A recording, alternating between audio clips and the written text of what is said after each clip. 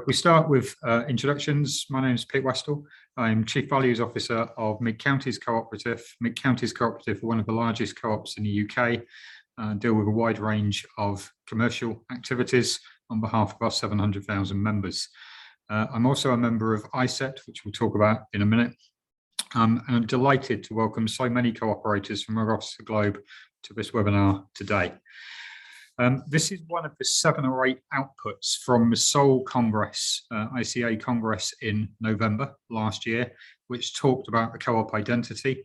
And we'll be focusing today, I think, on probably 3 different things. One will be the launch of the World Co-op Monitor, and we have Gianluca Salvatore and others to talk about that from EURICSI. One will be to talk about how this links in to the co-op identity, which is a survey and an ongoing piece of work led by the ICA, which I think all of us are aware of. And we're delighted to be joined by the Director General of the ICA, Bruno Rowlands, and others who will talk about that. And also Dr. Gopinar from a university in India, who will have 7 or 8 minutes to chat about how that work links in with the World Co-op Monitor. And probably more importantly, I think for all of us, the one theme going through all of this is the subject of digitalization. Cooperatives over the last 150 years have worked tirelessly on behalf of their members to make sure they remain relevant to the modern day. And increasingly in the modern day, digitalization and dealing with members, engaging with members in a different way is of utmost importance. Delighted to say that we have some keynote speakers to talk about that. Karen Zimbelman from the National Cooperative Grocers Foundation in the States will be talking and hosting that session. We've also got Alison Bain, Chief Marketing Officer from Mid-Counties Co-op, and we have Anders Mittag, who is the Chief Commercial Officer at Lobbyco in Denmark, who will also be giving case studies and opportunity for question and answers. So welcome to our speakers, welcome to cooperators joining us from across the globe. And without further ado, perhaps if I could hand over to you, Bruno, for some introductory remarks on behalf of the ICA. Thank you, Pete, and welcome to all of you again for this launch of the 2022 issue of the World Cooperative Monitor, which is released jointly today by us, the ICA and EURICSI. And it focuses on the topic of digitalization, as was mentioned.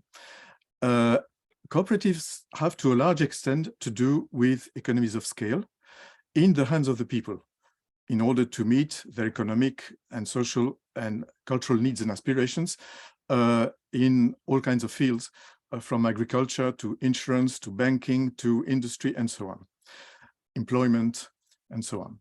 Large cooperatives and cooperative groups, which are the object of the World Cooperative Monitor as a publication, have led these economies of scale to a particularly high level.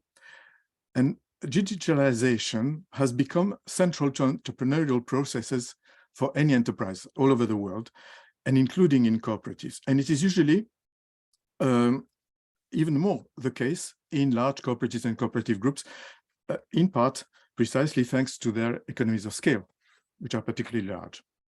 So it is interesting to focus today on how larger cooperative realities have been dealing with this issue of digitalization. And this World Cooperative Monitor this year, and the examples that you will hear about in the next hour and a half, will highlight precisely that. But in the case of cooperatives, we have another dimension to digitalization, which has to do with the management of the cooperative business model, as it is enshrined in the ICA's statement on the cooperative identity. And in particular, the management of democratic control by members, which is one of the key components of the cooperative business model. This issue of the World Cooperative Monitor and the examples we will hear about today will also illustrate that dimension of digitalization in cooperatives. And for this reason, we can consider the annual issue of the World Cooperative Monitor of this year and this webinar as follow-up outputs of last year's World Cooperative Congress, together with the survey, which has just been completed and whose results will be presented in 2 weeks' time in another webinar on the 14th of December. And the Congress sorry, the Congress focused precisely on the cooperative identity, and digitalization was the object of a specific session and in that Congress. And we're happy to have with us today, precisely as a speaker, Professor Gobina, who was the facilitator of that session on digitalization at the Congress last year. So I wish to thank him for his presence and also the other speakers who will take the floor today. I would like to thank also the members of our think tank, ISET, and in particular, Pete Westall, who is not only a moderator today, but he is also the head of ISET's Working Group 3, the one that most focuses on the World Cooperative Monitor. Many thanks to Eurixe, our partner in elaborating year after year the World Cooperative Monitor, and in particular Ilana Gotz and Chiara Caline, and of course Eurixe Secretary General Gianluca Salvatori, who will speak just after me. Thanks also to my ICA colleagues, and in particular Research Director Hyung-Sik Eum, who has worked on this World Cooperative Monitor issue together with the Eurixe colleagues, and also my other ICA colleagues active in ISET, Policy Director Joseph Juguna, who is ISET's coordinator, who has also been very active in the organization of this session, of this event, and Legislation Coordinator Santosh Kumar, who in ISET focuses on the issue of identity. Also, a big thank to Leire Luengo, the Communication Director, and Ines Segui, Communication Officer, who are collaborating with Joseph Njuguna and Eurixe colleagues in organizing this event. And of course, thank you to all of you participants for your interest in this topic. Bruno, that's great. Thank you so much, and thank you for the thanks to so many people there. Quite not deserved in my case, but I'll take the thank you anyway. Gianluca Salvatori is on behalf of Eurixe. Gianluca, we have published today, obviously, the World Co-op Monitor, and perhaps I could call on you to say a few remarks.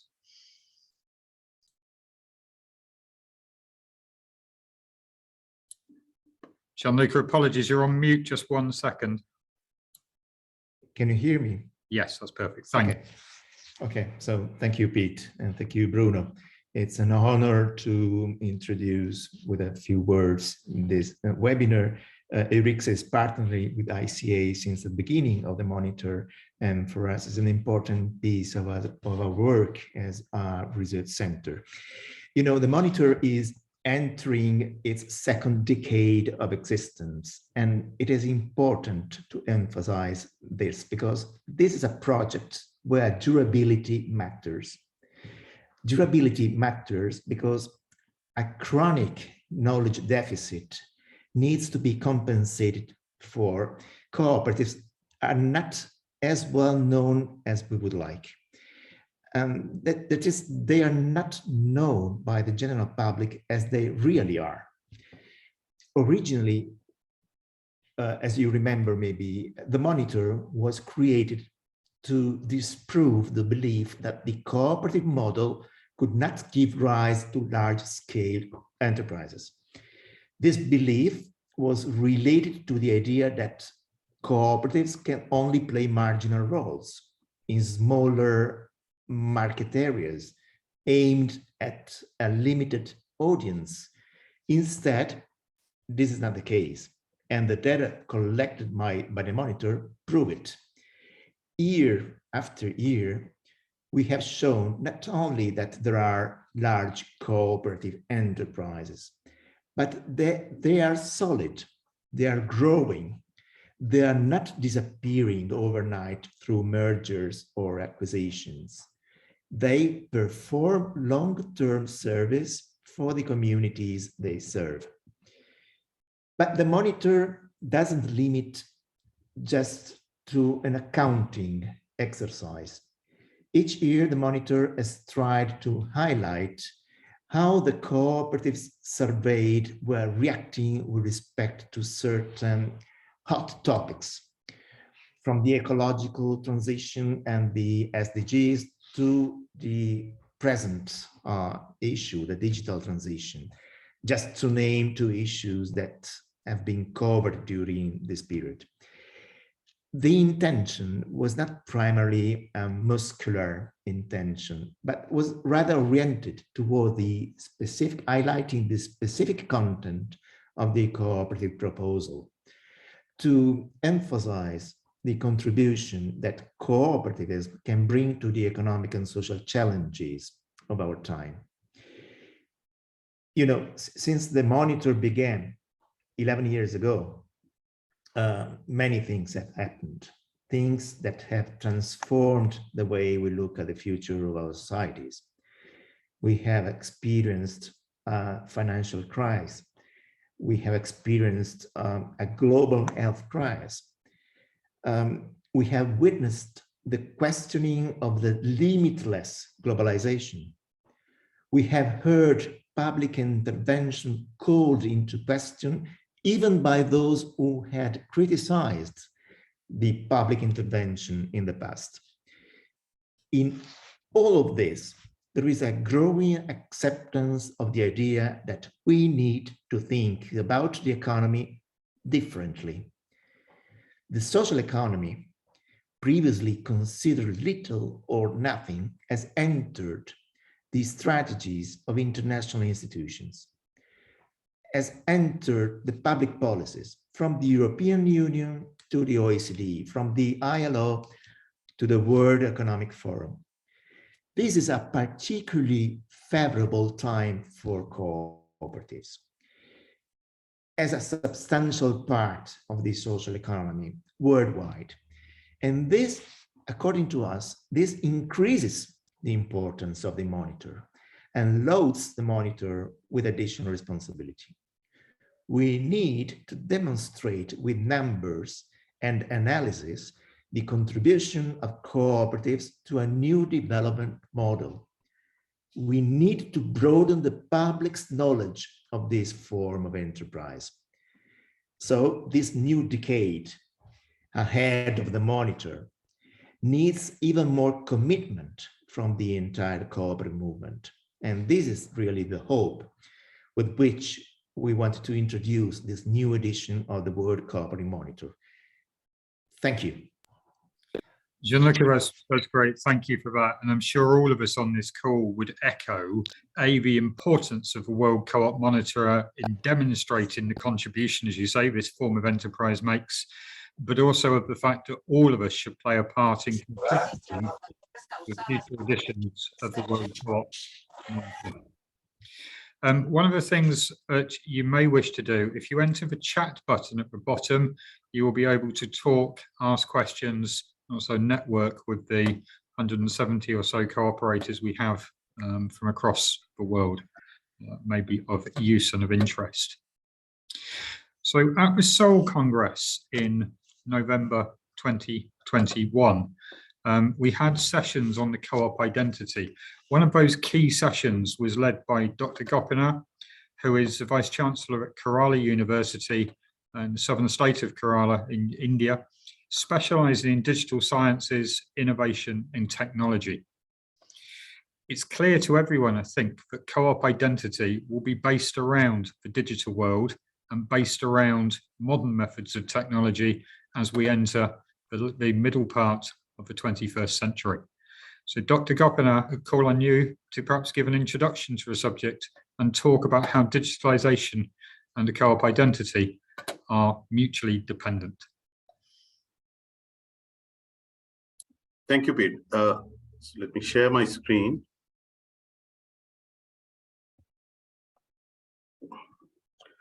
Good morning, good afternoon, and good evening for the 175 odd corporates who is joining from different parts of the world.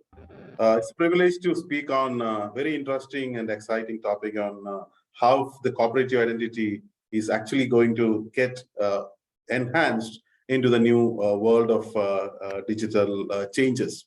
We know that this topic is very, very important because the pandemic has actually accelerated the technological adoption all around us. And we have seen that over the years, from an agriculture society to a knowledge society, transition has enhanced during this period.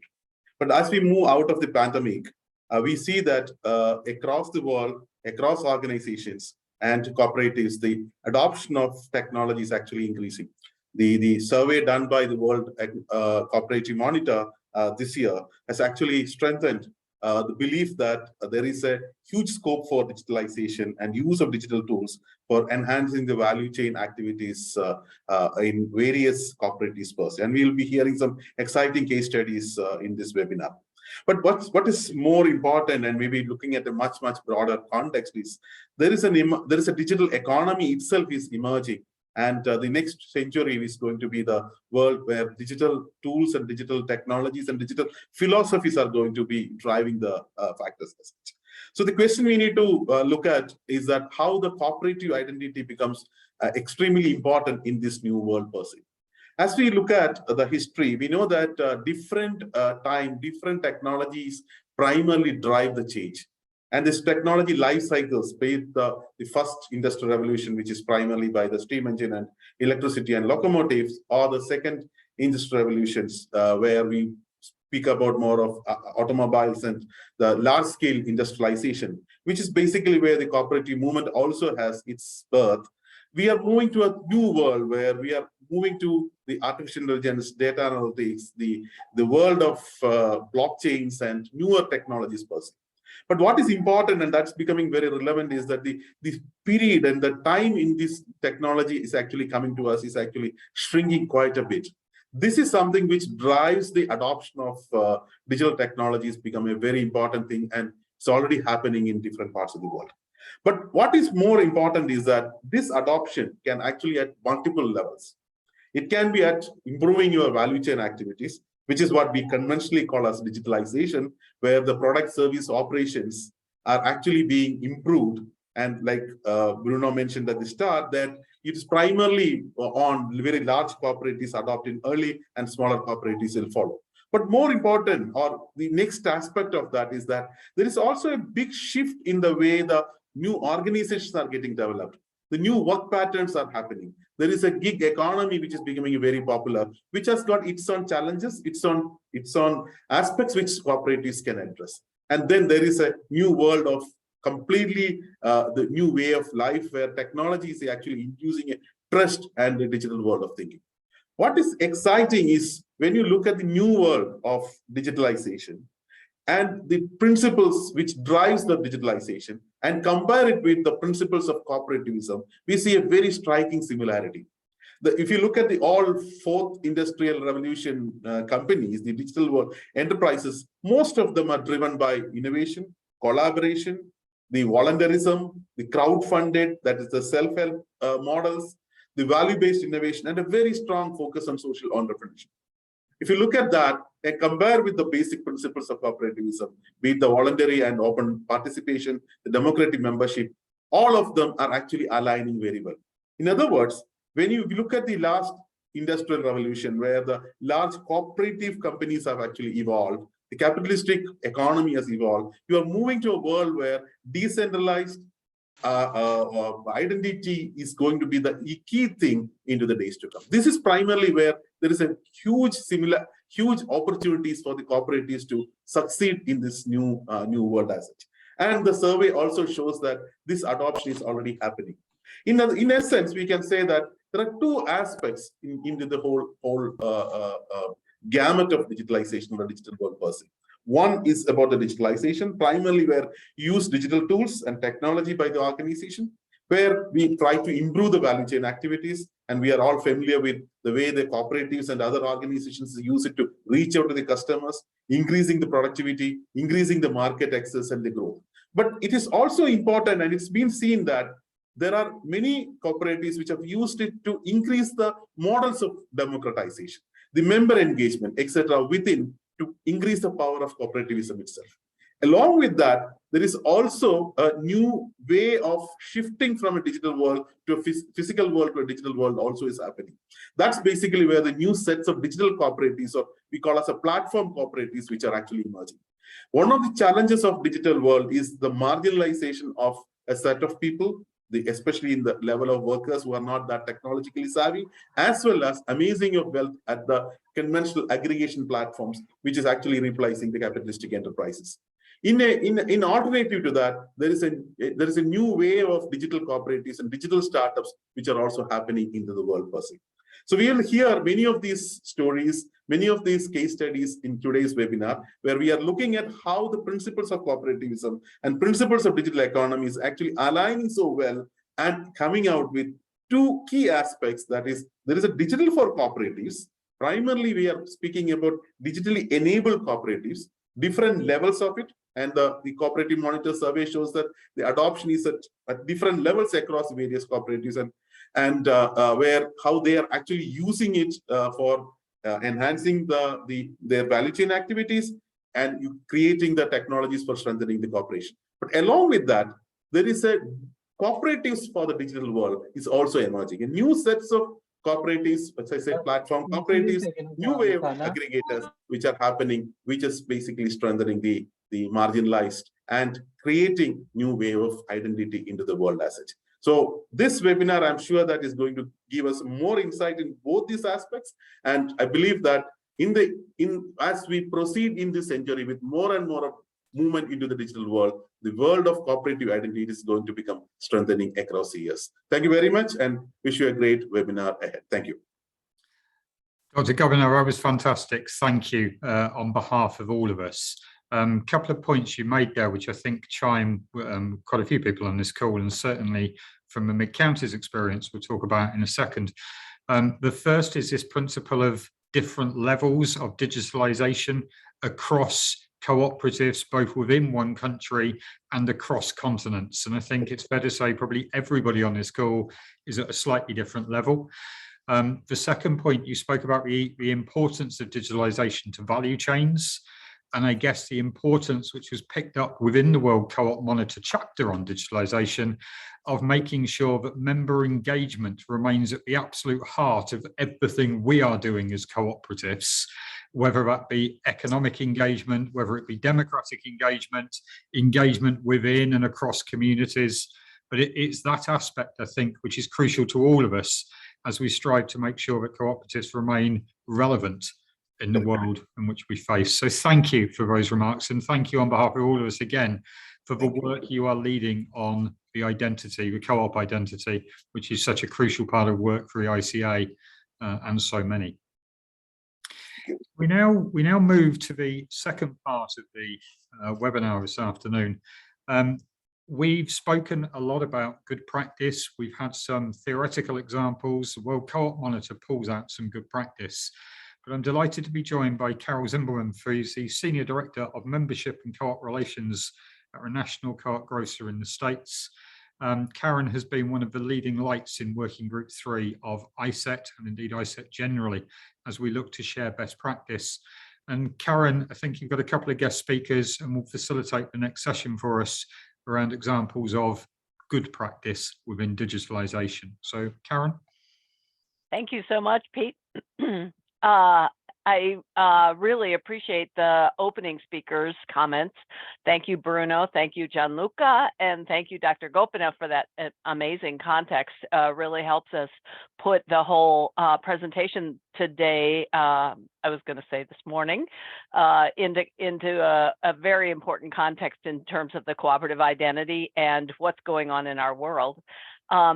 As Pete described, and we heard earlier, we've got this special survey that was conducted this year, and a special chapter of the World Cooperative Monitor, which which we're launching today, looking at how co-ops have been experimenting and working to get better at digitalization. And so I'm going to start today with, we're going to have two presentations. We're going to start with Allison Bain, who is the Chief Marketing Officer of Mid-Counties Cooperative.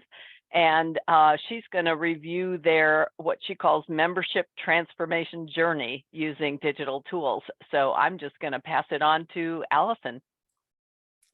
Thank you, Karen. And Joseph, I think you have my charts if you would like to put them up.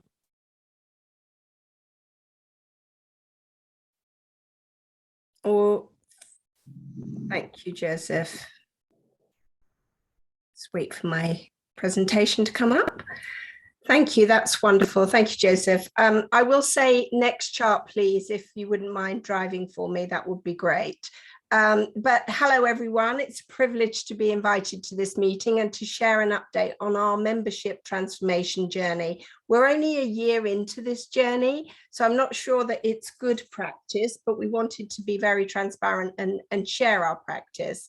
And we're going to share the thinking and the actions we've taken and some of the results to date. So we are Mid Counties Cooperative. Peter's introduced us. We are one of the largest independent cooperatives in the UK, and our roots date back to the mid-19th century.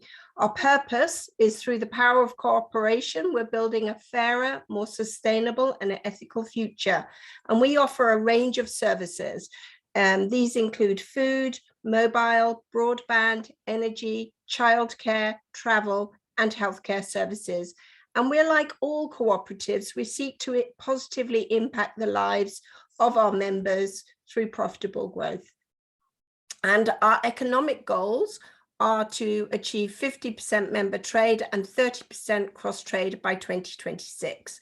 And so that's who we are. And now we're going to talk a little bit about the transformation challenge that we've set ourselves. Next slide, please. Cool. All right, so this is the challenge. The member transformation journey is a significant change management process affecting many areas of our society and every one of our 7,000 colleagues. The first challenge we faced was to move our cultural mindset from one of being focused on the trading to being focused on the member. And what do I mean by that? I would say that historically our society has taken a much more of a trading first approach. And that means each part of the society was operating differently, slightly differently. They had their own infrastructure, their own ways of working and their own priorities, which is fine. But some of the unintended consequences are that we had quite a fragmented and siloed infrastructure, and it was very difficult to get the sense of who our members were, what they were doing, and how we were serving them. So in order to change, we needed to change our hearts and minds from the top down, and we set ourselves a society-wide member first challenge, bringing together the senior leaders from across our organization to inspire and educate them on the power of a member first strategy. We challenged ourselves to think differently, identify new ways of working, disrupt our business as usual thinking.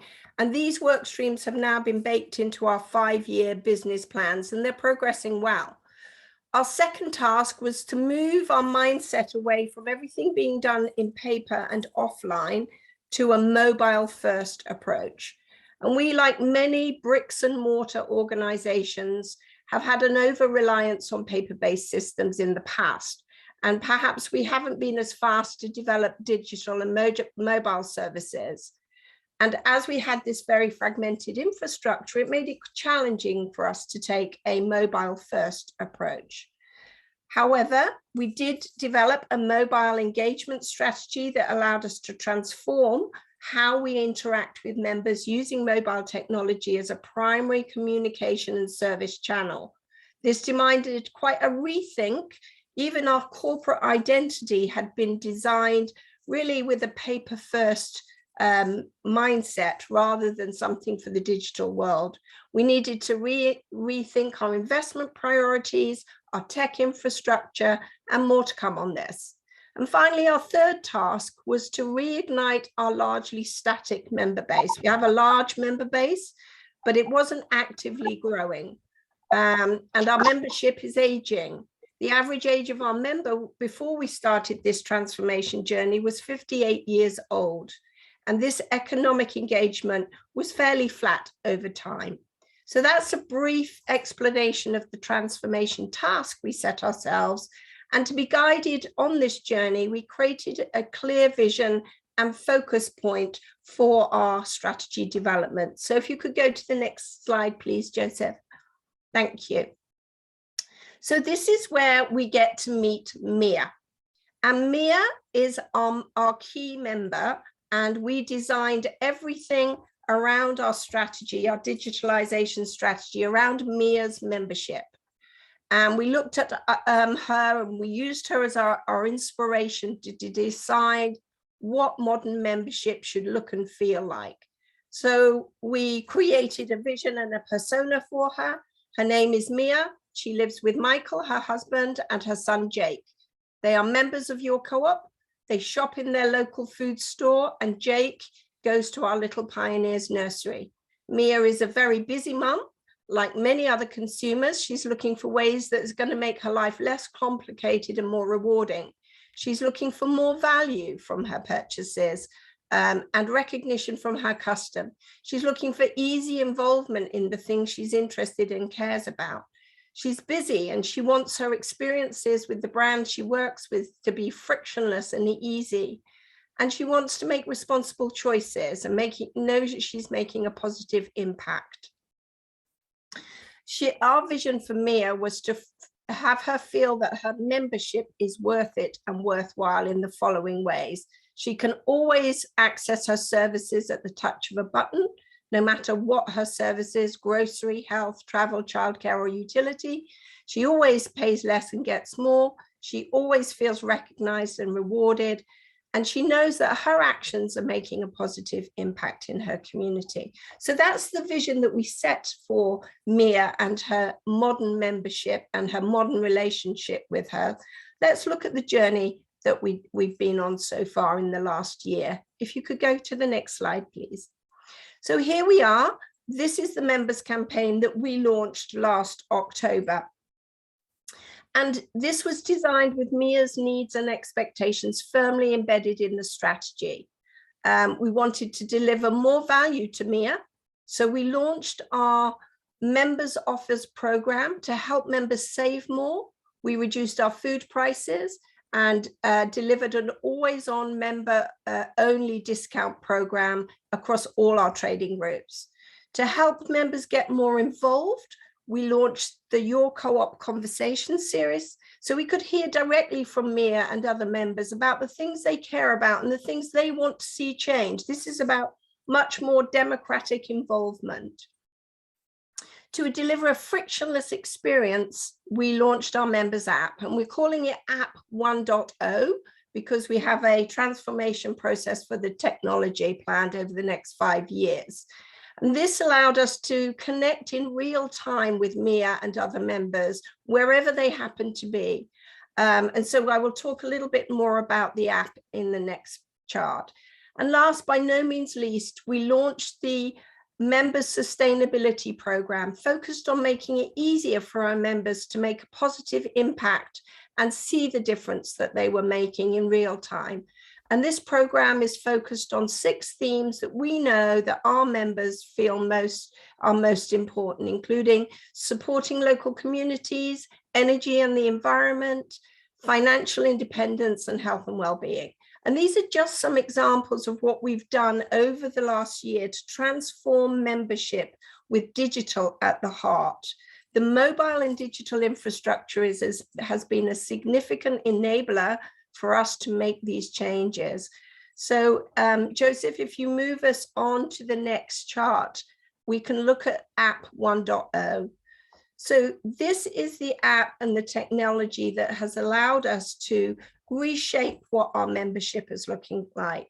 And it's a frictionless mobile gateway. So Mia and other members can easily access the value of their membership, and they can connect with our cooperative values just at the touch of a button. The current platform includes foundational utility and essential member services. So for example, we have a digital sign-on, a virtual card that connects with Apple Pay and Google Wallet. We have useful and relevant information for Mia and other members, including member offers and discounts and community news. We also have in the functionality personalized member content and services, including specific digital vouchers for Mia and other members, specifically targeted to them. We also have a seamless and immediate way of communicating via push notification, so we can send relevant and timely messages to Mia. that's just a quick introduction to our transformation journey and some of the things that we've been working on over the last year. If you could move us to the next chart, please, Joseph, we'll take a look at the results. It's early days, but we are seeing encouraging signs. The transformation strategy is starting to get some traction. Over the last year, we've attracted 100,000 new members since the campaign was launched. 16% of those members are under 30, compared with 3% of our existing base. The average member age for our new members is now 46 years old versus the 58 years old of the existing member base. So we are attracting new members at a pace we haven't seen for many years, and they are younger and more digitally savvy. We've attracted 122,000 new app users, and these app users are highly engaged. They're using our app at least once a week. They're engaging digitally with our members. We're actually saving 24 tons of paper every year as well. The early engagement indicators are good. 77% of our new members engage with us in their first 3 months versus 67% of our existing member base. And overall, in the last year, we've grown our member trade by 6%, and we're well on our way to achieving our growth goals by 2026. So thank you for your kind attention. I'd like to hand it over back to you, Karen. Thank you, Alison. We do have a few minutes for quick questions for Alison. If anyone has a quick question, and we're monitoring the chat for that, I see mostly hellos, which is one lovely. But if we have any quick questions for Alison about the Mid-Counties 1-year experience so far.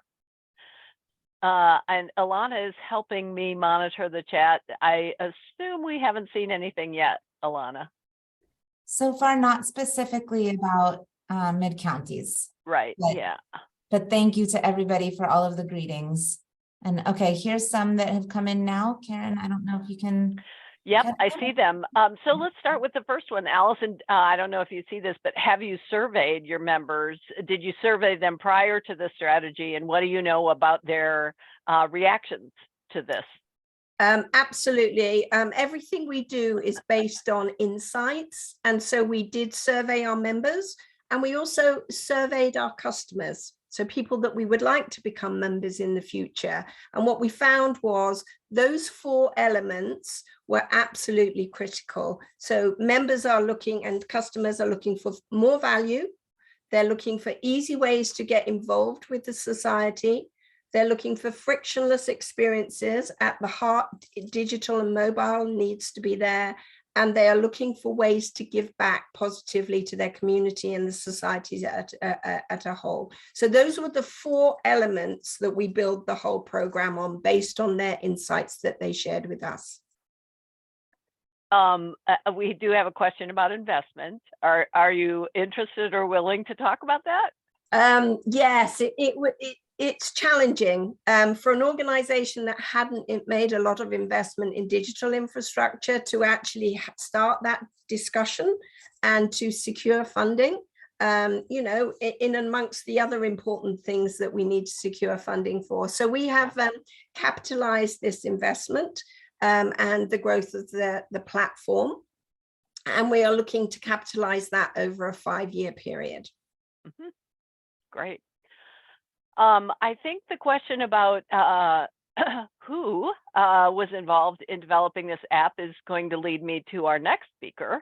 So we'll go ahead and turn it over then to Anders Mittag, who works with Lobbyco, a subsidiary, if I understand, of Co-ops Denmark. And Anders, will turn it over to you. Thank you, Karen. And I will also just try to share my screen here. Hang on a second. Yes.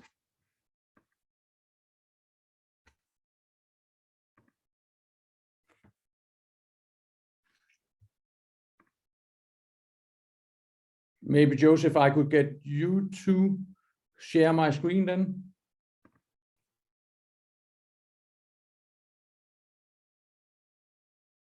Perfect. Thank you for that. And please go to the next slide and click one more. Thank you. And yes, thank you, Karen, and to making this swift introduction. So my name is Anders Mittag. I'm the Chief Commercial Officer here in Lubico. Lubico is, as Karen said, a 100% owned company by Coop Denmark. So my previous role was kind of like Alison just was showing, but for as her role as Chief Marketing Officer at Mid-Counties Coop, I was running the program for Coop Denmark. We were running that program since 2014, but we decided actually to carve out the digital department into Lubico 2 years ago. So our company is 2 years old. And our vision is actually to create a cooperative or a community of non-competing retailers that don't have the resources to fight against the biggest retailers out there, but still have the same need for great digital services that can combine the members and can combine the local societies. So at Coop, we had 4 major challenges. First of all, that the customers' behavior was changing. The second was that we could see that the traditional medias of sending out flyers or using TV commercials was decreasing effect. We could also see that Coop as a retailer had some really heavy legacy systems that were really hard to make innovation on top of. And in the end, we could just see that consumers now are beginning to become more and more digital. Second of all, then the Coop decided we wanted to have a step change. So we actually moved out of the head office, moved into a digital farm, actually where the cooperative started, where I'm sitting today. And then we acquired a startup company with a new fully cloud-based solution. Then we launched our application, and back in 2016, you can see at the graph below that we quite soon penetrated the market. Today, Denmark is only 5.8 million people, and today more than 3 million people have actually downloaded the Coop application. And we are actually #1 in App Store several times, and the best rated shopping app you can have here today. Lubico was then carved out, and we are now serving other cooperatives across Europe and North America. But let me tell a little bit more about some of the use cases we are actually doing. So if you would like to click, Joseph. Yeah, on this slide, you can actually see the portfolio that we have developed.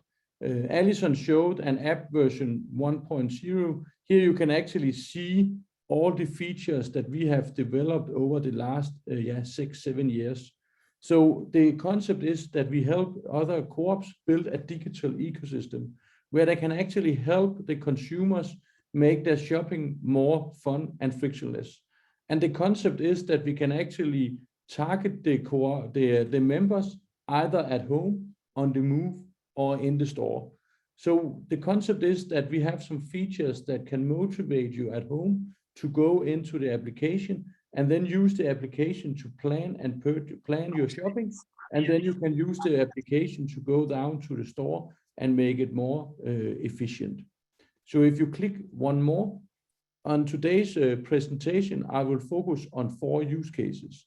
On this slide, we have put what you can say, the services into the challenges that we see a retailer have.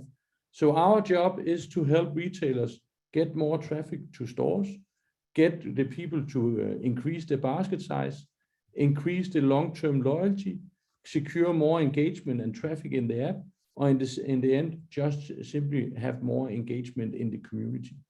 So if you click one more. So the first one we are looking at here is actually gamification. We see gamification as a great engagement tool. This is a way where you can actually engage your members with your retailers and with the suppliers, because you can actually leverage that you build a digital ecosystem and you can put that spotlight actually out for monetizations.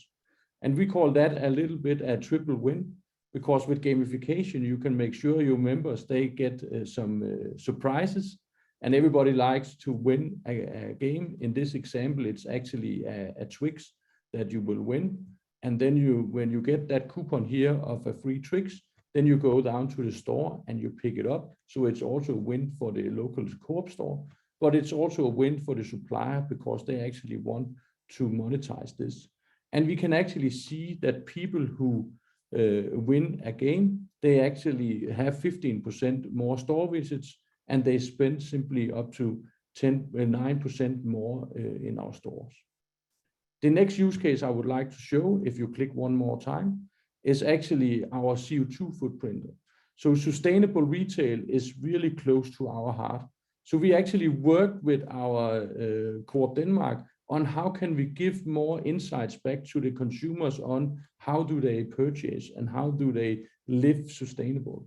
So based on all the purchase data we have from the consumers, we now put that into insights about how much CO2 footprint does your shopping behavior actually contribute with. And we then on the front screen give you an impression that says here it says 86% of your carbon footprint was actually increased with 86%. Then you can actually see your performance here on carbon footprint for the previous month. You can then also go down and see in which kind of categories did you actually have the highest carbon footprint. So we actually have put in a lot of science on how much carbon footprint does each of the categories you have in your stores actually contribute with. And this is a great way of actually beginning to give insights back to the consumer. So if you click one more time, but we don't stop here. We actually not just work with the CO2 footprint. We are now actually turning this into a consumption cockpit, because we see members by giving all their loyalty information and transaction data to the retailer or to the cooperative, they also expect to get something back. So we see these kind of insights. Instead of course, we should give them good offers, good coupons, and so on. But we also think that in terms of giving things back, it's important that they can get information or insights back about how they live and how they shop. So in this use case, we actually give the consumers the possibility to put in goals on how much fair trade they wanted to buy, how much organic food do they wanted to buy, how much locally sourced products do they actually buy. So this is actually another cool tool to actually go away from just giving good offers as a retailer to giving more insights back so the members or the customers can see the value of you as a retailer. If you click one more time.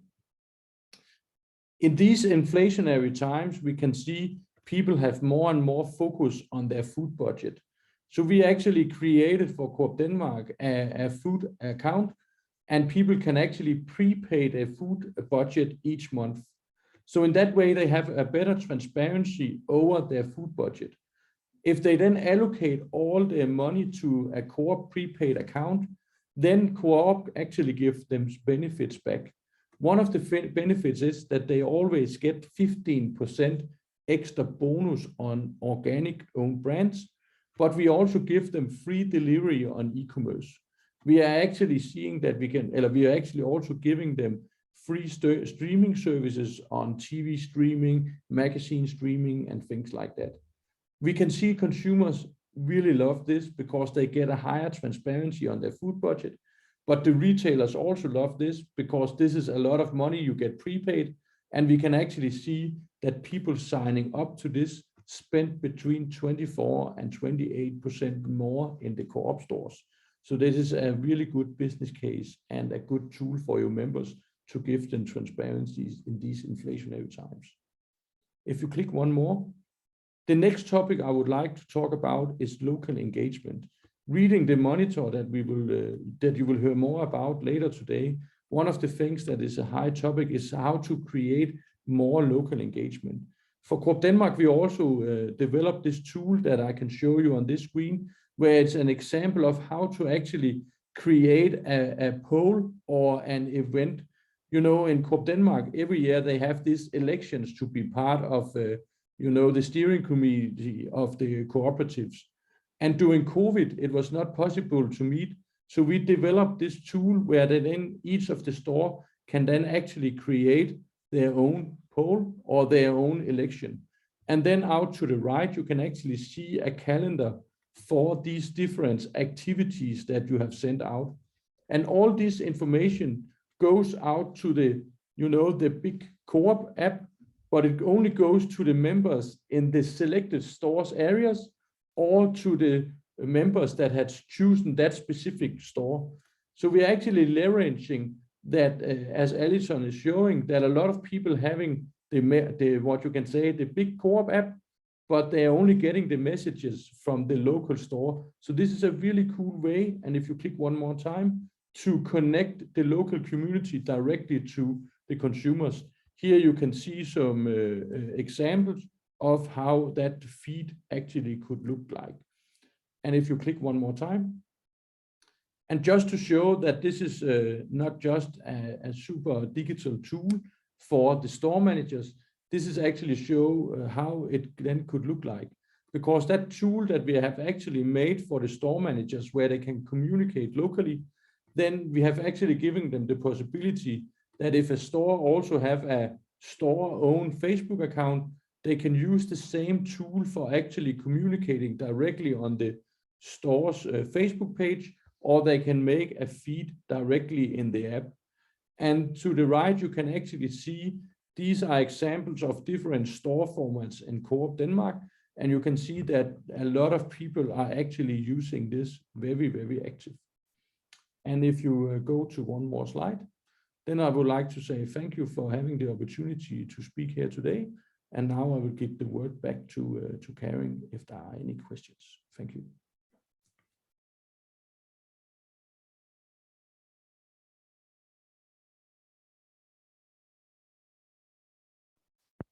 Sorry, I'll remember to hit that unmute button.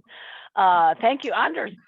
Very interesting to see the overview of what you've put together through the resources of Co-op Denmark and this new subsidiary. And sorry for mispronouncing the name, Lubico. So quick questions for Anders first, and then we'll open it up for questions for either of our panelists.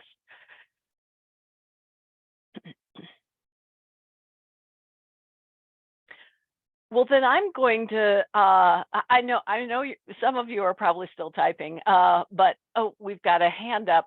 We need you to put the questions in the chat panel, I'm afraid. Hope you can do that. I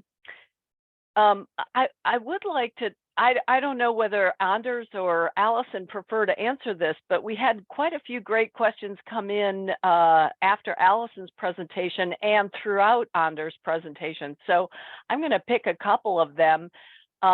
How do you, Alison, can you or Anders, either one of you, speak to the issue of how you've increased member participation in decision making? I think Anders kind of alluded to it there a little bit, but can you speak more to how the apps are doing that? Anders, did you want to go first and then I'll chip in? Yes, I can do that. So for me, it's a lot about creating the why. Why should what you can say, the member use the app? So we have actually, what you can say, when we started the program, it was a lot about just having good offers. And we see loyalty as much more than just good offers. So for us, it's about to create a lot of different kind of engagement and touch points that gives the members a reason for actually being active in the application, not just every month, but actually every week. And we actually see you as a retailer have the possibility to have that platform because people are thinking about, groceries, foods, and things like that every day. Mm-hmm. Mm-hmm. I would say that's absolutely spot on. And whilst we are not as far along on our journey as Anders and the team, we are looking at our relationships with our members being very much more of a dynamic relationship, because that's what digital and mobile enables you. So whether they have gone into the store and they've had a particular experience, we will allow them or encourage them to let us know how they were feeling, what sort of service did they get. We want to get to the point where we're asking them to be very engaged. I think in the old model, members would come to the annual meeting or the half-year meetings and they would vote, and it's very static. And we want this dialogue to be very much part of the everyday experience of our members. And that's the technology that we're putting in place as well. Excellent, thank you. Another really great question earlier in this sequence was about data and how you're handling data, how you're thinking differently about the data that you're collecting through the app and through this digital interaction, and questions about who owns the data, how you're thinking about that. Yeah, Anders, did you want to go first? Yeah, I can do that again, Alison, that's fine. But I think as a cooperative, we have a huge responsibility when we are talking about members' data. Because with data today, you have a lot of possibilities. But first of all, I think it's very clear to have some very transparent consents. So the members, they know what they sign up for, but also what you use the data for. So first of all, it's of course the members' data. But in the end, if you as a retailer actually can, what you can say, give valuable and relevant promotion and data back to the members, I think they also have a trust for you. But I think this dilemma that you can say data versus benefit is another good topic for another webinar another time. Probably more than just a 3-minute answer, huh? Yeah. Mm-hmm. Alison, do you want to add anything to that? Yeah, it's a huge responsibility managing people's data. I think what I would say, though, digitization is allowing us to keep the data clean and to keep it updated in the way that in the past, when it was very much in the paper-based world, it was very difficult. We didn't always get the consents. We didn't always have the right information in the right place. If somebody wanted to unsubscribe, the systems were quite clunky. So bringing a digital data platform, a CRM platform, has allowed us to look at the members' data in one place, take responsibility for it in one place, and make sure that we are having sort of more real-time updates as to what's going on with our members. It's not always on and seamless as we would like it to be yet, but that is certainly the vision. In general, just a quick follow-up, do you find that your new members trust the co-op to the same level as your longer-term members in terms of their access to their data and how you're going to use that data? We have found that our new members, we have much more of their data and we have much more of their marketing preferences as well. So we can better serve them with the things that they want. In the past, some of our older members that have been on board for a while, we may or may not have collected the more relevant data. So one of our exercises is to go back to our existing members base and see if we can find ways to, update and refresh that data. Wonderful. Great. Thank you. Alana, can I ask you to jump in with another question? Yeah, absolutely. One question that came up specifically about housing cooperatives, but I would say we can ask about just if you see any applications for this in other sectors. Non-trading sectors, especially, maybe. Yeah. Mm-hmm. I would leave that open to any of you, even Dr. Gopinath, if you would like to answer.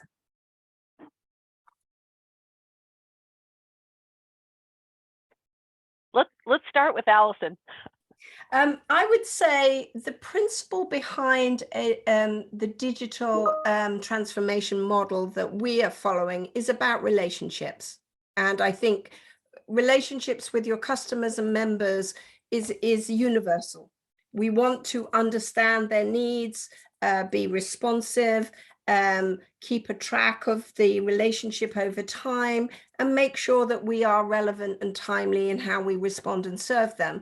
I think that is the same for a trading relationship, as a housing cooperative, as any other cooperative relationship. So it's about engaging and building relationship and trust over time, in my mind, but happy to hear from Anders and anyone else. Anders or Dr. Gopinath?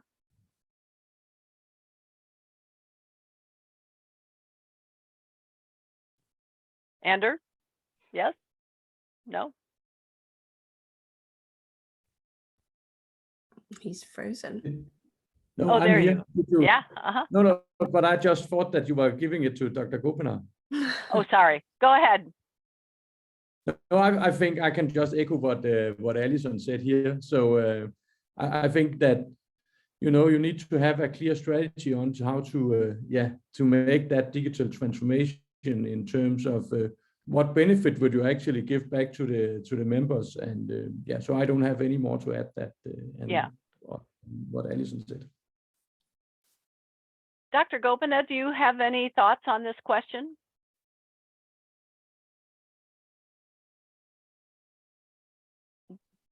Not hearing or seeing. No, I there don't you go. have other question. Thank you very much. Thank you. Thank Okay. you. Ilana, how about this last question? So another question that was asked was about being able to share any of what's been developed. So, I mean, they're asking if they're open source or if there's any possibility to study them. I know a lot of people are going to be interested in wanting to bring some of these activities to their own cooperatives. So I know that's a loaded question, but how would you answer that briefly? I'm going to let Anders speak first because his platform is scalable and open. So it is, as Alison already said, it's not open source, if you can say so, but it's open and it's scalable to work for other cooperatives. So we work with cooperatives that have what you can say 18 stores, and we work with cooperatives that have 2,000 stores. So we are used to work in different kind of scales. I hope that answered the question. Yeah. And I would say we started off with a bespoke technology infrastructure, mainly because our siloed infrastructures were quite complicated. To get a single view of our member, it involved us looking at 25 different sources of data from different parts of our society. So what we did was we developed a CRM platform on top of that with the app on top of that. But what we do need to do is to sort of backwards connect our technologies now, but we are looking at enriching the proposition in a digital and API driven way, just so we can avoid getting snarled up with our technology infrastructure. Wonderful. I see a hand up, but we're needing you to type your questions into the chat. So I'll give that another second and make one last call for questions before I turn it back to Pete. Let's see. Are you used to working with a cooperative organization whose individual co-op members all have different technology platforms themselves, i.e. CRM, point of sale, etc.? I guess that I'm thinking that might be a question more for Anders. Sorry, could you repeat that? It's in the chat. Have you worked with cooperatives whose individual member co-ops are using different technologies, CRM, POS, that kind of thing? Yeah. So we are almost only primarily working with cooperatives, and we are working with cooperatives that are what you can say, as I said before, have 18 stores, and some have 100 stores, and some have 2,000 stores. All of them have different POS systems, different CRM systems, different almost all retailers have different tech, as Alison also was saying. So retail and cooperatives have a way to go in developing the technology that they are using to be able to actually give the relevant and personal information back to the members that they expect in the future. Wonderful. Okay, I think I'm going to wrap it there for our cases, and I just want to add my thanks to Allison and Anders both for these great presentations, inspiring to see co-ops experimenting and really trying to think about how to adapt digital technology and digital tools into the cooperative space in a way that's really consistent with the cooperative identity. So thank you both for that, and I'll turn it back to Pete. Karen, Alison and Anders, that was excellent. Thank you for that. I suppose a few themes come to mind out of all of that. The first, we talked about, could cooperatives work together? And clearly Principle 6 is something that I think all of us have long been keen to push, particularly as we look at new opportunities and new challenges. And platform co-ops and that digital element clearly will be firmly on everybody's agenda, not least that of ISET. ISET, as I said in my opening remarks, was set up originally to help cooperatives, large cooperatives across the globe, facing to opportunities and challenges and new ways of working and develop that entrepreneurial spirit. So clearly that will remain on our agenda with webinars like this and so on. One of the things which both speakers highlighted, and which Karen also spoke about, was this principle of a great facilitation with the value chain right the way through it, and member relationships being at the heart. And clearly digitalization, as we've seen in those brilliant examples, is something that can facilitate that. I think also, though, there are issues. Clearly there are issues around inclusion, there are issues around digital divide. And I guess as cooperators and cooperatives, how do we make sure that we recognise these issues and help all our members be engaged in the way we would hope they would be? That leads very neatly onto the World Co-op Monitor, a big article in there on digitalisation, looking at a survey, looking at the opportunities, looking at the risks, looking at the issues. And I'm delighted to introduce now Chiara from Eurixie. Chiara, I think this is the third year running we've done moderator, handing over to you to introduce the next edition of the World Co-op Monitor. So I only ever speak to you on these occasions, but welcome. And if you could take us forward on the World Co-op Monitor on the occasion of the launch of the 11th edition. Welcome. Thank you, Pete. And Joseph, could you please share my slides?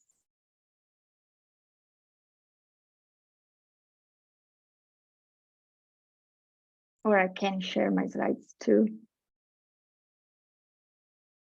Okay. I think Chiara, Joseph can probably share them easiest. Joseph, if that's okay.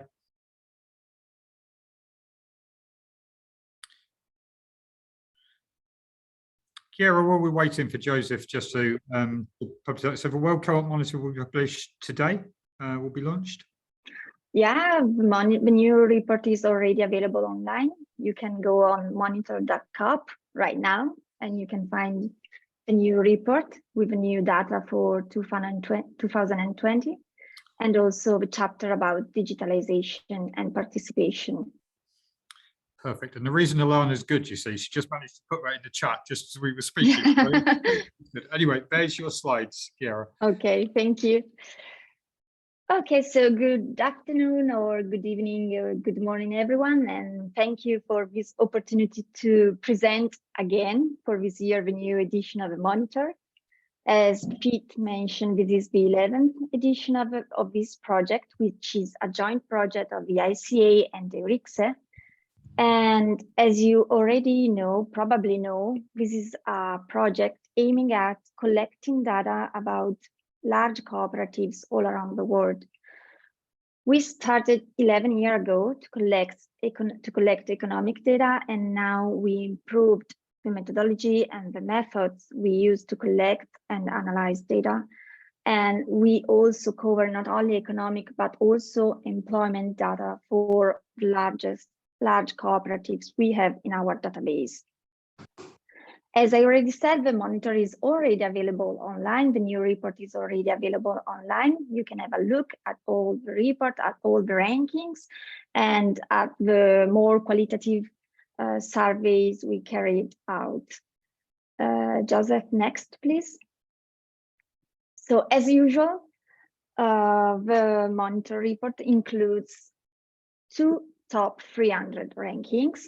One is based on turnover in US dollar, and one is based on turnover over GDP per capita. On this slide, you can see some highlights from the top 300 turnover ranking.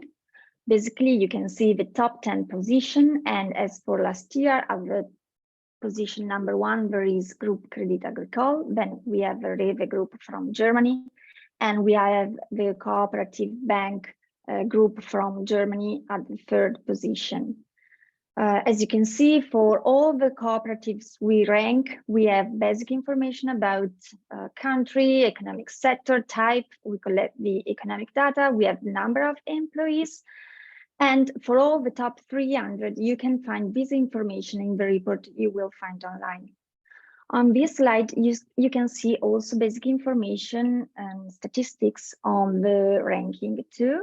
So we just selected some information about the ranking. Here you can see the sectorial distribution. As you can see, 100 cooperatives are agriculture cooperatives, 100 are from the insurance sector, and then we have the consumer sector and banking sectors. Also, we decided to show you the geographical distribution of cooperatives across the 5 continental areas. As we are looking at the ranking based on turnover in US dollar, you can see that there is a large number of cooperatives coming from Europe, from Americas, and of course from Asia Pacific. Next slide, Joseph, please. As I said, we also have a second top 300 ranking in the report. We have the top 300 ranking based on turnover over GDP per capita. This is an indicator we use to take into account the different purchasing power of different countries across the world. And as you can see from the table on the left, there is a difference in the top 3 cooperatives of the ranking comparing to the previous one. So at the top, in the first position, at the top of the ranking, we can find IFCO from India, and also at the second position, we have another cooperative from India too. The distribution by sector is quite similar from, if we compare the 2 rankings, so the distribution by sector is quite similar. We have the largest part of cooperatives coming from the agriculture sector. Then we have the insurance sector and the consumer sector, but we have a larger number of cooperatives coming from the banking sector. So we have 41 banking cooperatives. And of course, there are some differences in the geographical distribution too. We have, of course, still a large number of cooperatives coming from Europe and coming from North America, but we have a larger number of cooperatives coming from the South America countries, from Africa region, and of course from Asia and Pacific regions. So these are the 2 main rankings that you will find in the report, the top 300. Of course, they are not the only rankings we produce. The report also includes sectorial rankings. So if you have a look at the report, you can go deeper in the analysis of each single economic sector of activity. And for example, you can also look at the largest cooperatives in the health and social services sector, which is not so covered by the top 300 rankings. And Joseph, next, please. So as Pete and other speakers already mentioned before, the monitor report of this year does not include only rankings. As previous year, we tried to go deeper in the analysis by producing some more qualitative analysis over the top 300 cooperatives. Over the last 2 years, we focused our attention on the topic of the pandemic. So in the 2020 report, we explored how the COVID impacted the action of large cooperatives all around the world. Last year, we tried to understand how cooperatives, large cooperatives, reacted to the COVID. And this year, we looked at how large cooperatives are using digital tools in order to ensure participation and democracy within the organizations.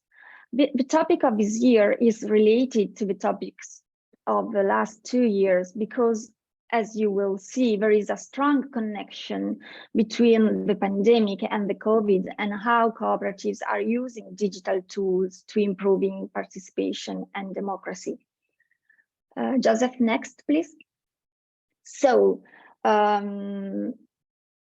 this is a very brief and overview of the results of this survey, which is an exploratory surveys we carried out with the support of the ICET.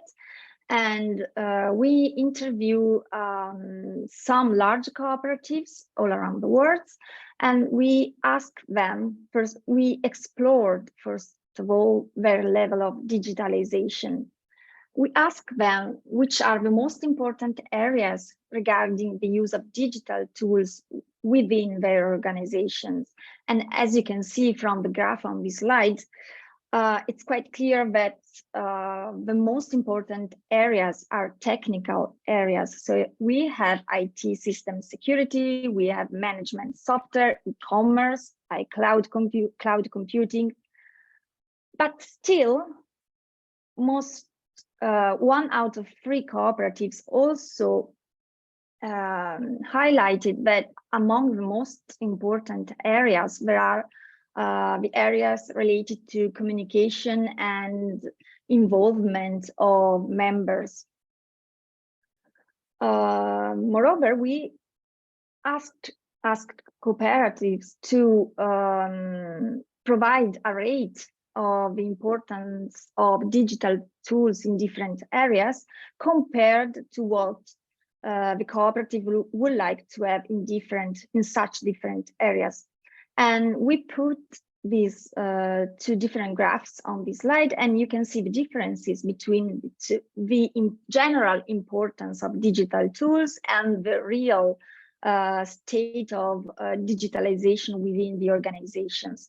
In the left graph, as you can see, there is the general rate of importance, and overall, all cooperatives we interviewed thinks that digital tools are essential across all the areas of activity within the organizations. So in the graph, the pink is the quote very important, and the blue one is the important. So as you can see, the large majority of cooperatives already think that digital tools are important for all the types of area within the organization. But if you look at the second graph, then you see there is a difference in the level of real digitalization, within the organization. The percentage of cooperatives which are quite or well digitalized is smaller compared to the percentage of cooperatives who thinks that digital tools are important or very important. This shows that there is still a space of improvement also for large cooperatives in such areas of activities. Joseph, next slide. Thank you. So the previous slide showed some data about the level of digitalization of cooperatives. On this slide, you will see just basic information, some highlights on how digital tools are used to ensure participation and promote the member engagement. During the first part of the webinar, we heard very interesting stories and experiences coming from different parts of the world regarding how digital tools are used to ensure members' participation and communication with members. And of course, in our research too, you will find some experience coming from different parts of the world. For example, we presented the Brazilian case, looking at on how the Brazilian movement is working to ensure communication and collaboration between different cooperatives in order to improve the quality of the services and products which are released by cooperatives. Or we also talked about the Italian case with an initiative which has been promoted by the three main federations here in Italy in order to make cooperatives more digitalized. But on this slide, I just selected one of the questions we proposed to our to the cooperatives we interview, and is how the COVID pandemic changed the use of digital tools to digital tools in different areas of activity. And as you can see, we have 5 different areas of activity. So daily tasks, sales of goods and services, governance and members participation, communication with clients, and communication with our stakeholders. We have to be honest. So cooperatives, large cooperatives already use digital tools before COVID. So it's a part of a large majority of cooperatives already used digital tools before the COVID, but as you can see from the slide, they increased, a large number of cooperatives increased the use of digital tools due to the COVID. As you can see, 85% increased the use in daily tasks, 70% increased the use of digital tools in improving and ensure members' participation. So the COVID pushed to use digital tools. And what we found from our survey is that now cooperatives are fortunately going back to a normal life post-COVID reality, and they are trying to find a balance between a digital participation, so using digital tools to ensure members' participation, and using in-person meetings and traditional tools to ensure personal and in-person participation. This is also related to an issue that Pete mentioned before. So in some cases, digital tools make easier the participation of members to the life of cooperative. But in our case, we have also to consider that cooperatives are still dealing with digital device, and so they are facing the problem of engaging in a digital participation members who are not used to use digital tools. And in our report, we speak also about these issues. So please have a look at this report, this new report, which is already available online. And if you have any comments or suggestions to improve our results, to go deeper in our analysis, we are happy to hear from you. Thank you. Chiara, it's great as always. So first and foremost, I'm just going to say this, it would be useful if we could speak at some point before the 12-month anniversary, as we always do, for the next edition of the World Co-op Monitor. So lovely to hear from you.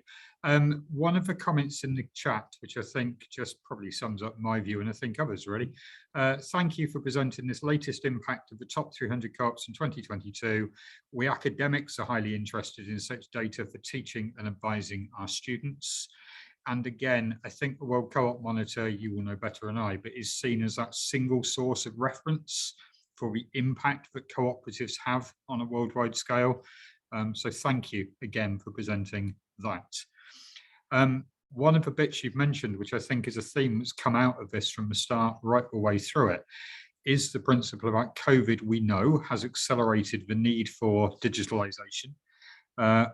Post-COVID, and I'm saying that, hopefully we are post-COVID, also the importance of face-to-face meetings with members of any cooperative is equally important, and that networking side. But I think the main thing that's come out of all of this today is the balance has to be right, and we have to make sure that whatever we're doing with digitalization, everything is founded on this principle of good, strong member relationships. That's been the case for the last 150 odd years. I guess will be the case for the next 150 odd years. So turning to thank yous now, having mentioned a couple, I think the first thank you to do is to Joseph and the backroom team who've put this together. Joseph, you've done a sterling job on behalf of the ICA and ICIT, so thank you to that. Ilana, Larry, Bernadette Turner and others have worked tirelessly in the background to make sure this thing has worked seamlessly. So a thank you on behalf of all of us to those. Thank you to the speakers, Bruno, Gianluca, Dr. Copinar, Karen, Alison, Anders, and of course yourself, Chiara, for that. That's been wonderfully illuminating and great different perspectives coming in. I hope the focus on digitalization that we promised has come across. I hope the link into the co-op identity has also come across. And it is important for every single one of us as cooperators to keep participating in this survey on co-op identity. We've all done the first stage following the Congress in Seoul. It's over the course of the coming months and years. That work will be the defining standard of what do cooperatives mean and cooperation mean to so many of the future generation. And finally, just a thank you to everybody who has contributed to the World Co-op Monitor, whether that's cooperators who've taken part, cooperatives who've taken part, or indeed the team at Eurexia who've pulled that together with the ICA to be that single source of reference.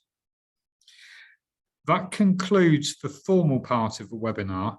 I will say with a slight smile on my face, we guaranteed this would finish at half past the hour. It's currently 29 minutes past the hour, so I'm 30 seconds early, but it concludes the formal part of the webinar. But one of the feedbacks we got last year and the year before was it would be really useful to have an open session for question and answers specifically around the World Co-op Monitor. Clearly the links in the chat, people will have read some, you'd have read the press releases and so on. And I'm delighted now to be joined by others as part of the World Co-op Monitor. So we have, I believe, trying to find my notes now. So we should have Hyunksik, Janlanka, Kieri, and Alana as well. And perhaps if anybody has any Q&As on those, if you could post them in the chat. But for the conclusion of the formal part of the webinar, just a thank you to all participants, including all of those online. Thank you.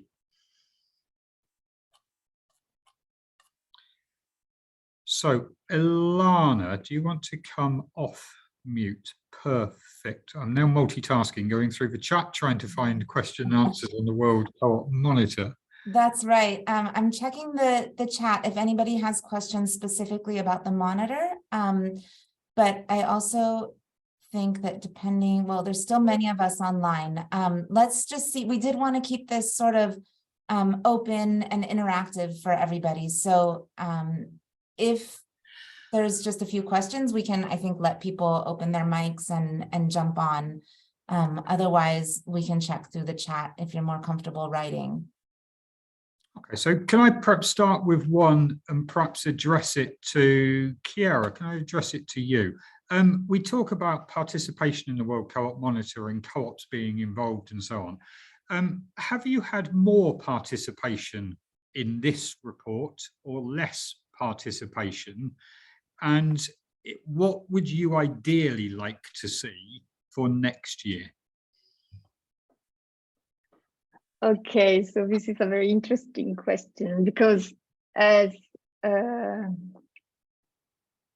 people probably know, we are using different approach to collect data, and basically the main data source for our study are annual reports. But every year we try to push for an online questionnaire, and because using on annual reports is useful to collect economic data and also employment data, but this is the best you can get. you cannot get information about other social data, while using having a direct contact with cooperatives might improve the process of data collection while ensuring the possibility to enlarge the type of data we are collecting and also the type of analysis we can carry out.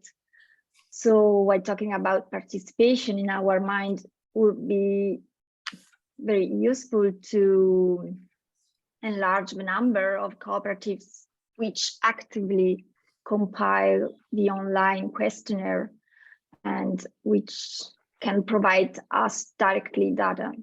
Over the year, we had some problems in convince cooperative to provide us data.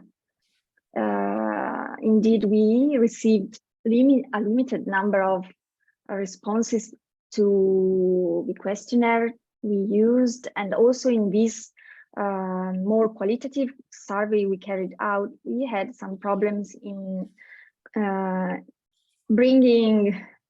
explaining to cooperatives the need to have data and why we need them to participate in this survey. I know that cooperatives have, and people working in cooperatives have a lot of things to do. They are working in enterprises and they have daily tasks to manage. And we know that we are researchers and sometimes we stress cooperatives a lot, but I think that it would be great to bring on board a larger number of cooperatives and have a larger number of cooperatives participating in the process of data collection. Okay, that's good. Thank you. And Bruno, perhaps a question to you. From an ICA perspective, how important is the World Co-op Monitor? Well, I think it is extremely important. And as Gianluca Salvatori mentioned at the beginning, it is one of the main tools through which we can show that cooperatives are not only, let's say, small enterprises, marginal enterprises, and so it puts cooperatives more in the mainstream. I want to highlight the fact that it's not only the cooperative movement, which is through the monitor gradually realizing that, but also the important external actors such as the United Nations, for example, as in 2019, for the first time, the United Nations Secretary General in his report on cooperatives mentioned the World Cooperative Monitor. He mentioned it also in relation with the SDGs because we had started, let's say, working more in earnest on the SDGs as of the previous years. But it really shows that from the quantitative perspective, at least the ranking, we can show this, let's say, this importance, but not only the importance in absolute terms, but also in relative terms through the turnover relative to GDP per capita, which I think is very important and shows also a more distributed participation of cooperatives all over the world. And for the qualitative part of this publication, I think that it's we have already started, like this year on digitalization, previously on COVID and on work and on other topics. There is a big potential to develop every year specific themes, in which the larger cooperatives and the cooperative groups can somehow show the way, or at least explain their own experience in let's say they're a bit at the front line, being let's say larger with more members, more operations, more turnover, higher turnover. They are more at the let's say at the forefront somehow in these various fields, which year after year we are bringing forward in the World Cooperative Monitor, and which we hope we will continue to bring forward. That's a really good answer, actually, a really good point. I know in previous years, and others will know better than me, but we've had example chapters on the work cooperatives worldwide are doing to support the SDGs, in particular the SDG 13 and climate action. And I know, I think it was last year's, a big piece on how cooperatives across the world are helping their members respond to, obviously, a global pandemic, the like of which we certainly haven't seen for many, many years. So I think it's trying to balance, as you say, Bruno, that difference between the quantitative we can use to describe the scale and the size of the movement worldwide, as well as that best practice example, if you like, of what cooperation can do to resolve some of the many issues there are across the world. And on that, and Alana, I'm going to throw it at you if I can. Clearly, the question would be, what do we measure in a quantitative world, most of which is the financial performance, etc. Questions been put in the chat. Do we not look at the measures in terms of members and number of members as well? Is that something we could look at? It is. So you're right. The primary rankings, the data that we have right now are around economic indicators. So we have the turnover as well as the turnover over GDP per capita, as Chiara was mentioning. In recent years, we've added employee data, which has been every year we're able to find more and more of that data. Membership data is a little bit harder for us to find without cooperatives completing the questionnaire. So right now, most of our data comes from annual reports, existing rankings, national rankings, databases that we can find. We do a lot of searching that Paula, who's here with us today as well, can speak to. The membership data is really hard to find, and it would be a really good addition. And so, you know, as Chiara was speaking to the, you know, the completing the questionnaire, et cetera, the more we can get cooperatives to participate directly or at the national level, create rankings that can then feed into the World Cooperative Monitor at a global level, the more data we can collect. And I'm gonna open this also to Yung Sik, who asked for a word as well, and then maybe followed up by Gianluca. Specifically, I saw that Zuradaya had a question about impact and other indicators. So I'd love it if the two of them could jump in. Just before you do that, I think the call to action, which I will repeat at the end, but we'll do again now. We had over 200 cooperators from many different co-ops across the globe on this call.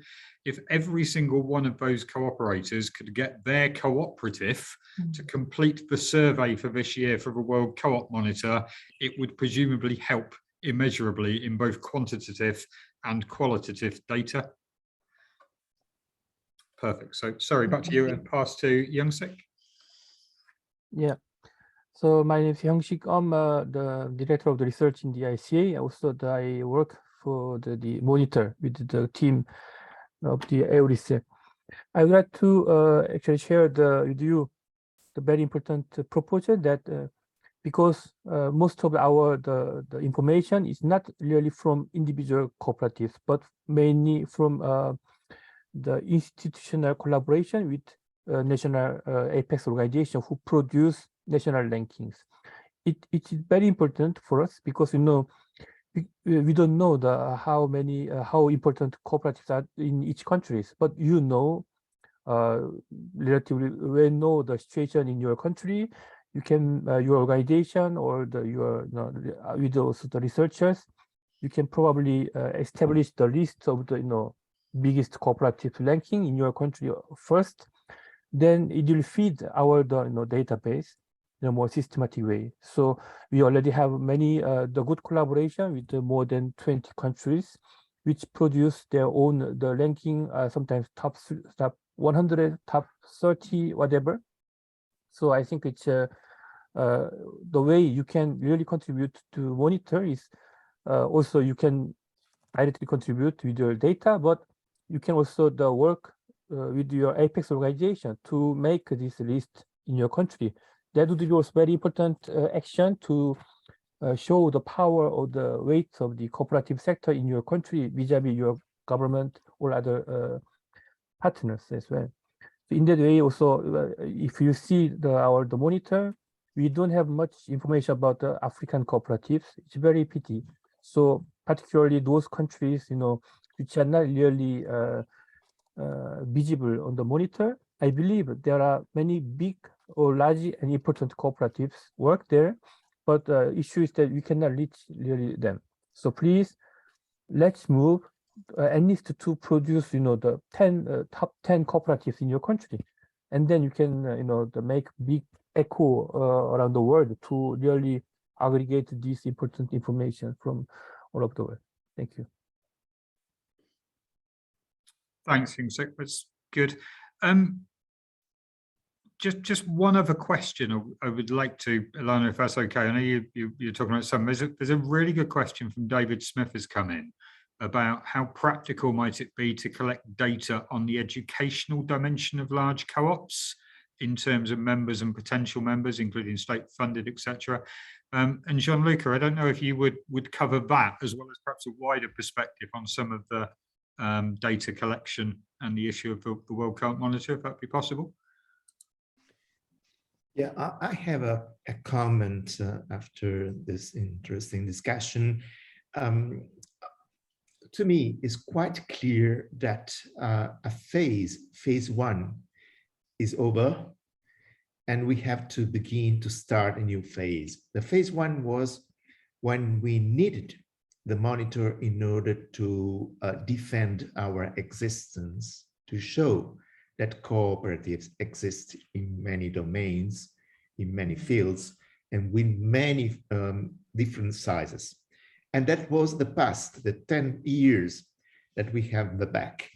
But now things changed, because if we look at what is happening among the other enterprises, the for-profit enterprises, the traditional enterprises, let's say the capitalistic enterprise, we see that they are more and more under pressure in order to demonstrate their impact in a broader sense.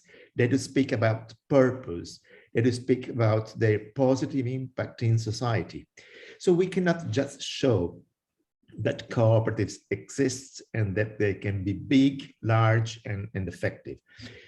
We need to improve our qualitative and quantitative analysis in order to capture the contribution of cooperatives to the big challenges, so to show the impact of cooperatives on the reality. Of course, we cannot do this with the data that we collect actually. They are not sufficient at all. So we need to enlarge the scope of the monitor. We need to collect more data and different data, and we cannot plan to do this right now from one day to the other. We need a certain number of steps. And so what could be done is, in every region, we could launch under the Apex organizations experimentations on how to measure impact among cooperatives. We need 2, 3, 4 projects scattered across the globe in order to adapt the idea and to translate impact in the context, geographical and social context of that specific reality. So I think that this is phase number 2 that we need to open up in the next 10 days.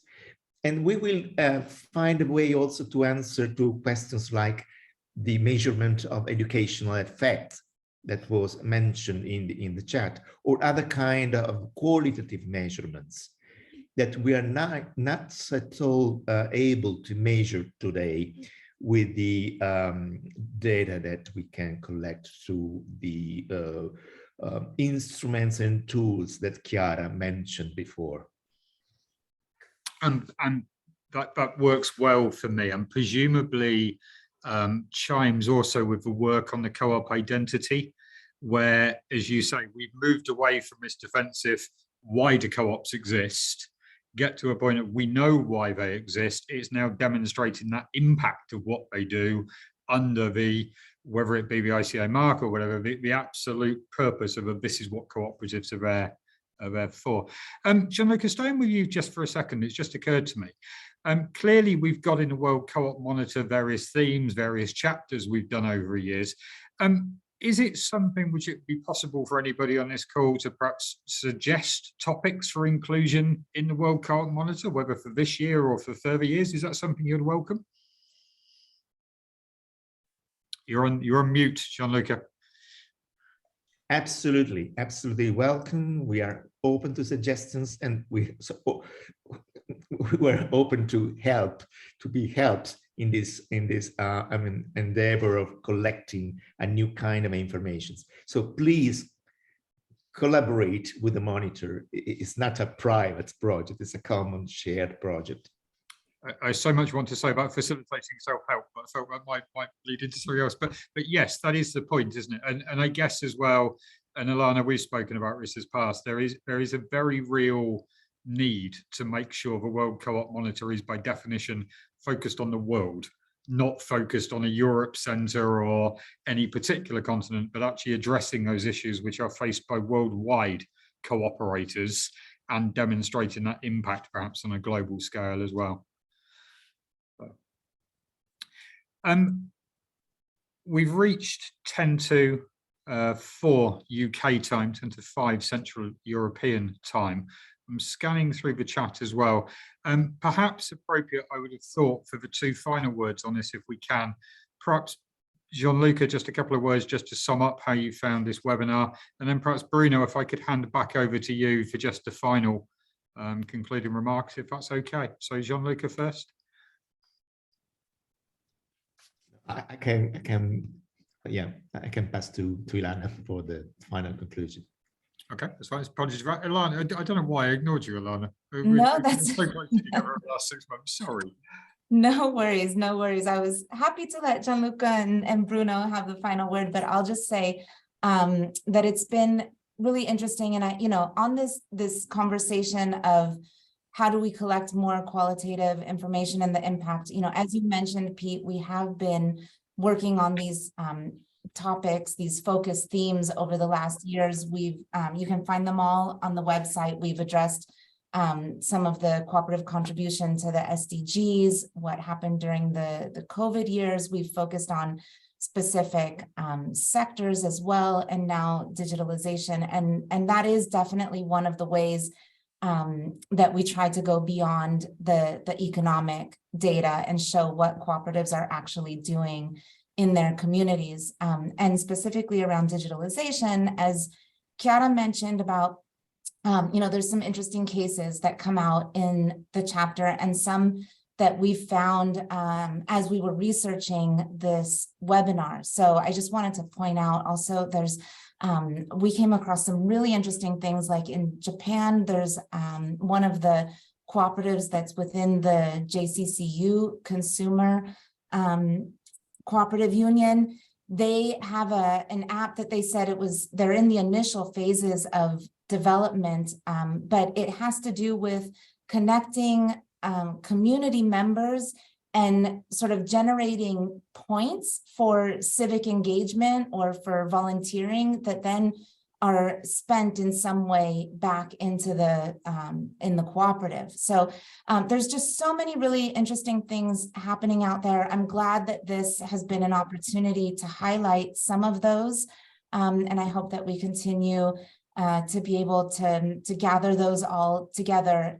The World Cooperative Monitor really does focus on the largest cooperatives in the world. We know, there's a limit to what that presents, but these webinars then also give a chance to hear. There was so much in the chat about what people are doing. So thank you, just from my part, from all of us, to all of the people who participated in the webinar and in the data collection this year, and all of the research, and to the partnership with the ICA, of course, and with ISET. So thank you so much. And thank you, Pete, for the excellent moderating, as always. And I will turn it to Bruno. Thank you, Ilana. Look, first of all, I think that through the chat, through we get a very important feedback, which we can use. And we're going to take stock of this exchange, because this is an exchange. It's not only a few people imparting some knowledge to others, but there is an interaction. And I think this is one of the great things of these webinars, that we get this interaction. There are still I see almost 150 people right now, although this was supposed to be an additional half an hour. So it shows also the interest that so many people have, because they're still here. And I would like to thank them very much for being still here. Now, I would like to say a few things. First of all, just like every cooperative has to, let's say, come to grips with its members' evolving needs, the same happens to this cooperative publication that has to, let's say, come up with, let's say, the evolving needs and the evolving situation of the world. And this has been alluded right now by Gianluca also, who mentioned the need to do an aggiornamento, as they say in Italian, an update, a gradual, let's say, transformation of this publication, to make it more, to emphasize more the qualitative aspect of it, as was also mentioned. And I think that there has been, as I said earlier, something that happened at the United Nations, where the United Nations discovered or rediscovered the World Cooperative Monitor when we started working on the SDGs. And so I think that we have to continue until 2030 in this monitor to work on the SDGs and in different ways. I know it is difficult to do it well. It is difficult. It's not as simple as it looks like.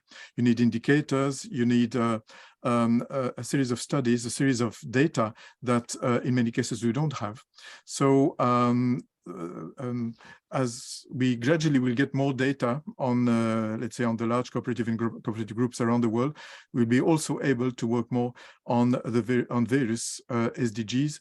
And we know that this will also have an impact, a direct impact on the United Nations system, not only on ourselves and on public opinion worldwide. I would also like to emphasize that over the last few years, the World Cooperative Monitor has benefited from the collaboration with the think tank that we established at the very end of 2018. And that is developing gradually. It is still small, but it is growing. And through this think tank, we can also, let's say, improve this interaction with the World Cooperative Monitor, also with some direct experience from these large cooperatives and cooperative groups that are members of ICET. Anyway, this has, we have seen already over the last 2-3 years that it was a mutual benefit between ICET and the World Cooperative Monitor, but the potential is much larger. And I think that we have to continue working together. And also, I would like to resend this call to you all around the world. The cooperative groups, the big, large cooperatives around the world, the apexes and the researchers, to help us to get all these data. We are, here you have a very dedicated team of people who want to work, who really work hard.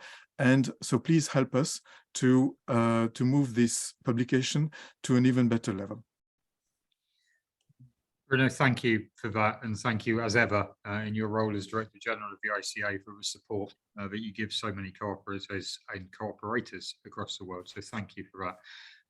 So the very final bit from me is just to thank you again to all our speakers, but I think it would be appropriate as well, a huge call out to both Karen Zimbelman and Ilana Gotts for the work you two have done to make this webinar come to life over the course of the last 6 months or so. It took part as an embryonic discussion, but hopefully it's been of use to a couple of hundred cooperators or so across the world. So just a thank you to that, and here's to the next edition of a World Co-op Monitor. Thanks, guys. Have good evenings, mornings, afternoons, or whatever time it is respectively. But thank you for your time this afternoon.